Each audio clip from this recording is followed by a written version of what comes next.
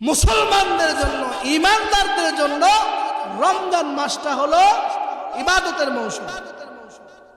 এই মাসে আপনি যত বেশি ইবাদত করতে পারবেন, আল্লাহ পাক রব্বুল আলামিন আপনার আমল নামায় তত নেকি দান করবে।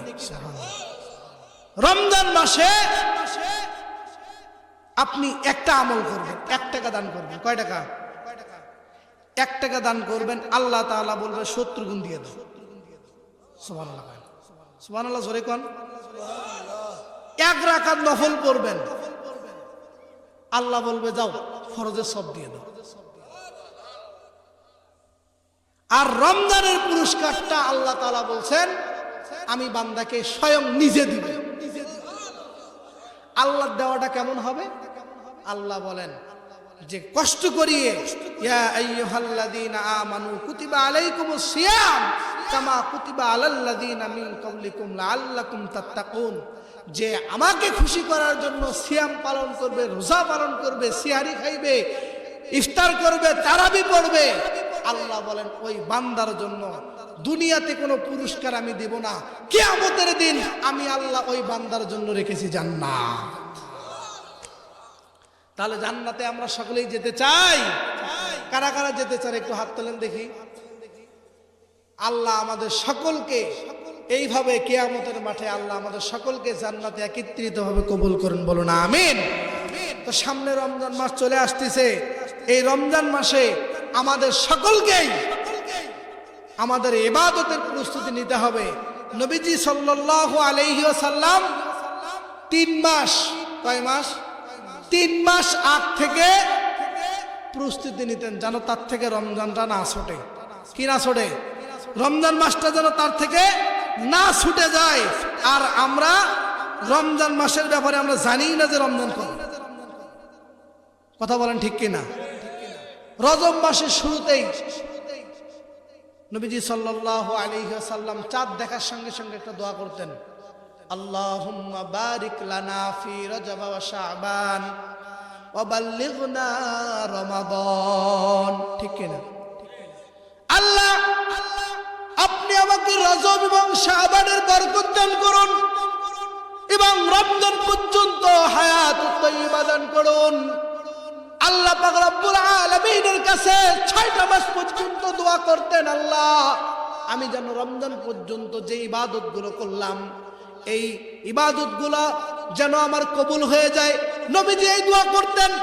আর 6টা মাস দোয়া করতেন, আল্লাহ আমি যেন রমজান পর্যন্ত হায়াত পাই আর আমাদেরকে 5 ওয়াক্ত নামাজের জন্য শাবান মাসে রমজান মাসের আগ পর্যন্ত লাইলাতুন নিসফি মিন শাবান পর্যন্ত আমাদেরকে মসজিদে নেওয়া যায় না।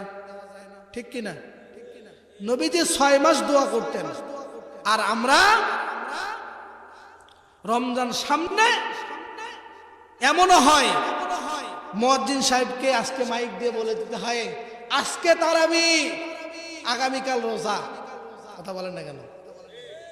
এই হলো আমাদের মুমিনের পরিচয়। ভুল বললাম? আমরা তাহলে কিসের মুমিন হইলাম?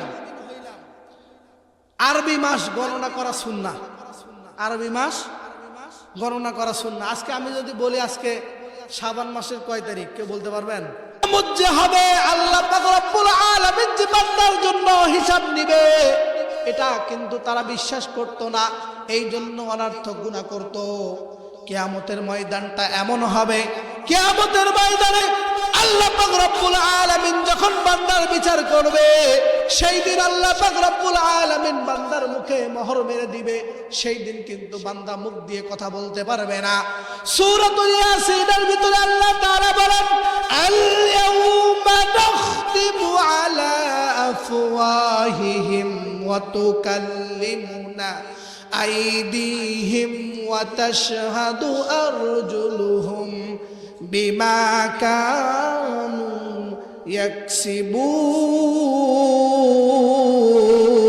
ইয়াকসিবুন। আল্লাহ পাক রব্বুল আলামিন সেই দিন বান্দার মুখে মোহর মেরে দিবেন। সেই দিন হাত আল্লাহ পাক রব্বুল আলামিনের সামনে কথা বলবে। আল্লাহ পাক রব্বুল আলামিন জবানের ভিতরে মোহর মেরে দিবে। সেই দিন, এটা তো কিয়ামতের ময়দান, সেই দিন গুনাহ করিয়ে আল্লাহকে বলবেন, আল্লাহ আমি করি নাই। মিথ্যা বলার সুযোগ নাই, নাকি বলেন? সুযোগ আছে? দুনিয়া তো মনে করেন এমন অবস্থা, যার ক্ষমতা, যার রাজত্ব বেশি, যার টাকা বেশি, রায় তার দিকে। কথা বলেন না কেন? ভুল বললাম? সেই দিন এমন হবে না, আল্লাহ পাক রব্বুল আলামিন হাতের জবান খুলে দিবে, পায়ের জবান খুলে দিবে। আপনি পা দ্বারা গুনাহ করেছেন হেঁটে হেঁটে গিয়ে, সেই দিন আল্লাহ পাক রব্বুল আলামিন পায়ের জবান খুলে দিবে। হাত আল্লাহ পাক রব্বুল আলামিনের কাছে সাক্ষী দিবে। যখন সমস্ত কিছু অঙ্গ প্রত্যঙ্গ আল্লাহ পাক রব্বুল আলামিনের কাছে সাক্ষী দিবে, তখন ব্যক্তিটা আফসোস করে বলবে, আহারে আমি তুমি এই শরীরের জন্য এত কষ্ট করেছি, আজকে কিয়ামতের ময়দানে তুমি আমার বিপক্ষে সাক্ষী হয়ে দাঁড়িয়ে গেলা।